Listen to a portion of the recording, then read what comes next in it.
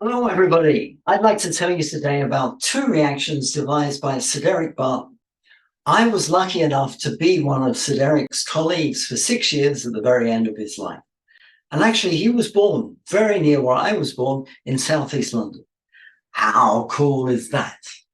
The story begins like a fairy tale.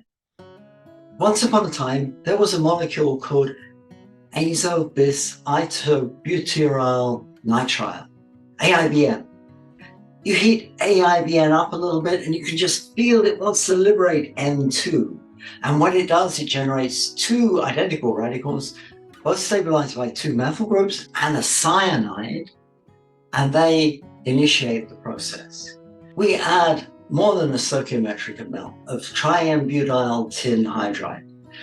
That radical from AIBN abstracts a hydrogen atom from triambutyl tin hydride to give an even more stable radical, the triambutyl radical. That's the beginning of the fairy tale. What's the happily ever after moment? Well, at the end of the processes, we generate our radical that simply combines with triambutyl tin hydride, abstracts a hydrogen, generates more triambutyl tin radicals, which go around in a circle. It's a radical chain reaction. Okay, so like a lot of fairy tales, the same ending, the same beginning. What varies is what comes in between. And there, the genius of Sir Derek was to see that you can't just take an alcohol, for instance, in the Barton Deoxygenation reaction and expect to get an alkyl radical directly. You have to prime the pump. So what he did is he made the alcohol into an alkoxide. The alkoxide adds to carbon disulfide, for instance, generates an S- fabulous nucleophile, and then we alkylate that, giving a nice, stable starting material, which we can introduce into a reaction with a little bit of AIBN and a stoichiometric amount or a bit more of triambutyl tin hydride. Heat it up, and what's going to happen?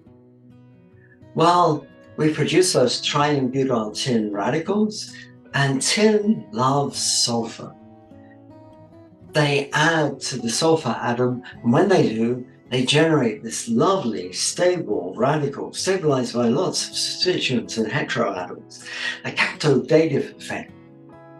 It sits there for a while, that stable intermediate, but every so often it will decompose, and when it does, it generates another tin species and the alkyl radical. The alkyl radical rapidly combines with triambutyl tin hydride, abstracts a hydrogen atom, and we form our product. And more triambutyl tin radicals to go round in the cycle of the radical reaction.